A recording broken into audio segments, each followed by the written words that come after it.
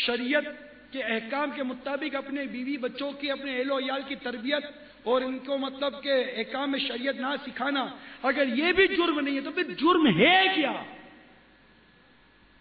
ان تمام جرائم کا کرنے والا بھی اگر خود کو مجرم نہیں کہے گا تو اصل میں ہم چونکہ گناہ کر کے گناہ کے عادی ہو گئے نا، ابھی ہمیں جرم پر افسوس نہیں ہوتا، جرم پر ندامت نہیں ہوتی، ہم جرم کر کے عادی ہو گئے۔ عادی مجرم ہوتا ہے نا، عادی مجرم، تو عادی مجرم ہوتا ہے، ہم لوگ عادی مجرم ہو گئے۔ اللہ تعالی ہمارے ظاہر و باطن کی اصلاح فرما دے، ورنہ نیک لوگوں کی تو میرے شیخ طریقت امیر اہل سنت بانی دعوت اسلامی ولی کامل، جن کی نگاہ فیض سے یہ لاکھوں لاکھ مسلمانوں کو آپ نے امامے کے تاج سجوا دیے۔ آپ دیکھیے کیسے نیک ہیں یہ، کہ ان کو دیکھ کر لوگ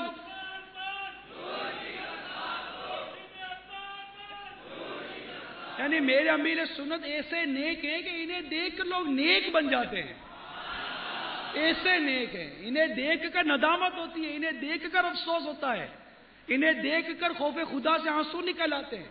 کہ اللہ کے ولیوں کی ایک پہچان احادیث مبارکہ میں یہ لکھی ہے کہ اللہ کا ولی وہ جسے دیکھ کر تمہیں خدا یاد آ جائے۔ تو امیر سنت میں تو یہ وصف تو بدرجہ عدم موجود ہے۔ اب ایسا ولی کامل اور نیک پارسا انسان کی مطلب یہ کیفیت ہے کہ خود اپنا شعر میں لکھتے ہیں، مجرم ہوں دل سے خوف قیامت نکال دو، اپنے آپ کو مجرم کہہ رہے ہیں۔ آقا کی بارگاہ میں عرض کرتے یا رسول اللہ مجرم ہوں دل سے خوف قیامت نکال دو، سایہ گناہ گار پہ دامن کا ڈال دو۔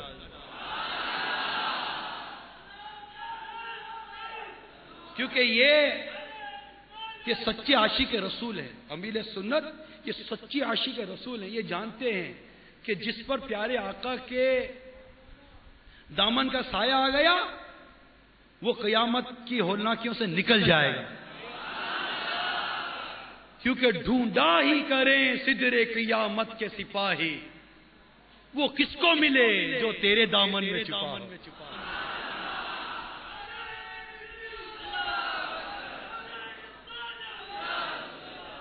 تو یہ ان کی عاجزی، یہ ان کی عاجزیاں ہیں، اور ہمیں تو یہ ساری باتیں جھنجھوڑتی ہے نا کہ ہم اپنے اندر اس بات کا احساس پیدا کریں میں مجرم ہوں، آئی ایم اے سینر، میں گناہ گار ہوں، بگ سینر، میں بہت بڑا گناہ گار ہوں۔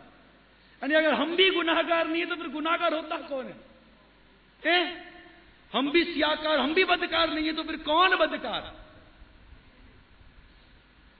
یعنی اگر نیکی کر بھی لیتا ہے ہم جیسا شخص تو نہ جانے کیسی نیکیاں کر کے کیسی ریاکاریاں ہو جاتی ہیں، نیکیاں چھپاتے کب ہیں ہم؟ ہماری کون سی ایسی نیکی ہے جو لوگوں کو پتا نہیں ہے؟ کیا کر کے نہ چھپانا، ریاکاریاں کر دینا، دکھاوے کر دینا، احسان کر کے جتلا دینا، نہ جانے کتنی ہلاکتیں ہیں۔ تو میٹھے میٹھے اسلامی بھائیوں، توبہ کہ میں نے جو 3 شرائط بیان کی اسے یاد کر لیجئے۔ حضرت ابن عباس رضی اللہ تعالی عنہما کا جو ارشاد بیان ہوا کہ بہت سے توبہ کرنے والے ایسے جن کو ایسا ہوتا ہم توبہ کرنے والے، لیکن قیامت کے دن پتہ چلے گا توبہ کرنے والے نہیں تھے، تو کہیں ہم غلط فہمی میں، خوش فہمی میں نہ رہ جائیں۔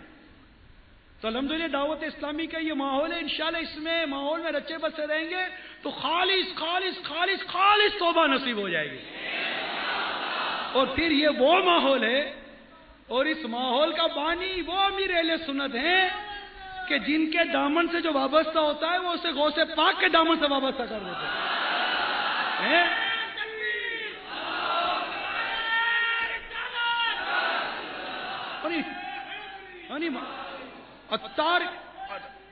عطار کی گلی اتنی پیاری گلی ہے کہ جو اس گلی میں آ جاتا ہے نا اسے الحمدللہ رضا کی منزل بھی مل جاتی ہے، اسے غوث پاک کی منزل بھی مل جاتی ہے، وہ اس گلی سے ہوتے ہوتے مولا مشکل کشا کی منزل کو بھی پا لیتا ہے، اور وہاں پہنچتا ہے تو میرے آقا کے قدموں سے بھی لپٹ جاتا ہے، کیونکہ یہ سارا راستہ ہے سلسلے، منزل سے برا سلسلے کے میرے امیر سنت یہ اعلیٰ حضرت کا غلام بناتے ہیں، ان کے ذریعے غوث پاک کا غلام بناتے ہیں، وہاں سے مولا مشکل کشا قدموں میں جاتے ہیں، رضوان اللہ تعالیٰ علیہ مجمعین، اور وہاں سے سیدھا آقا کے قدموں سے لپٹ جاتے ہیں، آقا کے دامن میں چھپ جاتے ہیں۔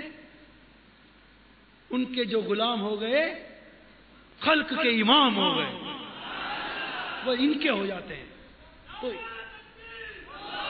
تو یہ امیل سنت جو ہے نا، امیل سنت غوث پاک کا غلام بنا دیتے ہیں۔ وہ میرے غوث پاک نے واضح لفظوں میں فرما دیا، واضح لفظوں میں فرما دیا کہ میرا مرید بغیر توبہ کیے نہیں مرے گا۔ یا غوث اعظم دستگیر، انشاءاللہ نہیں مرے گا، انشاءاللہ نہیں مرے گا، نہیں مرے گا۔ میں ہوں سیائی، میں ہوں رضوی، سب غوث پاک کا۔ میں ہوں سیائی، میں ہوں رضوی، سب غوث پاک کا۔ قادری میں قادری، بولو قادری میں قادری، بولو قادری میں قادری، عطاری عطاری عطاری ہو عطاری، تیرا کرم ہے ذات باری، عطاری ہو عطاری۔ اتاری ہوں، امیر سنت کا مرید ہوں، امیر سنت کا غلام ہوں، امیر سنت کا ماننے والا ہوں، امیر سنت سے محبت کرنے والا ہوں، ان کا طالب ہوں، ان سے متعلق ہوں، ان سے محبت کرتا ہوں۔ مولا یہ تیرا کرم ہے کہ یہ وہ عطار ہے کہ اس کے دامن سے جو وابستہ ہوتا ہے وہ غوث پاک کا بھی غلام بن جاتا ہے، اعلیٰ حضرت کا غلام بن جاتا ہے، غریب نواز کا غلام بن جاتا ہے، داتا گنج علی حجویری کا غلام بن جاتا ہے، اولیاء کاملین سے محبت کرنے والا بن جاتا ہے، تمام صحابہ کو ٹوٹ کر جانے والا بن جاتا ہے۔ لندن لندن لندن لندن نہیں کرتا، مدینہ مدینہ کرتا ہے۔ ہاں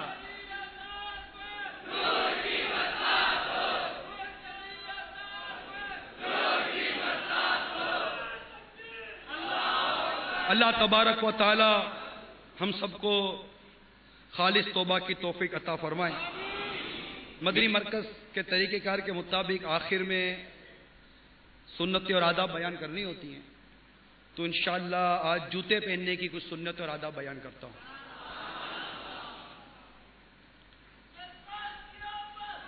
صلو علی الحبیب۔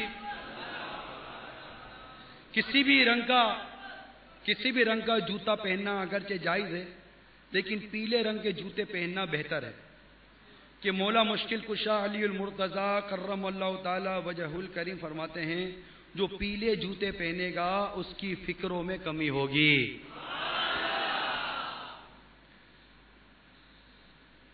چمڑے کے جوتے سنت ہیں، اس کے علاوہ دوسری اشیاء سے بنے ہوئے جوتے پہننا منع بھی نہیں۔ مرد مردانہ اور عورت زنانہ جوتا استعمال کرے، ایک جوتا پہن کر نہ پھریں، دونوں پہن لیں یا دونوں اتار لیں۔ جوتا پہنتے وقت اسے جھاڑ لیں کہ کوئی کیڑا کنکر وغیرہ ہو تو نکل جائے۔ پہلے سیدھا جوتا پہنے پھر الٹا، اتارتے وقت پہلے الٹا اتارے پھر سیدھا۔ استعمالی جوتا الٹا پڑا ہو تو سیدھا کر دیجئے، ورنہ فقر و تنگ دستی کا اندیشہ ہے۔ مسجد میں اگر آپ کا جوتا کوئی اٹھا کر لے گیا، اسی طرح کے اور جوتے وہاں رکھے ہوئے ہیں، گمان یہی غالب ہے کہ کوئی بھول کر تبدیل کر کے لے گیا ہے، پھر بھی آپ دوسرے کے جوتے ہرگز نہ اٹھائیں کہ یہ گناہ ہے۔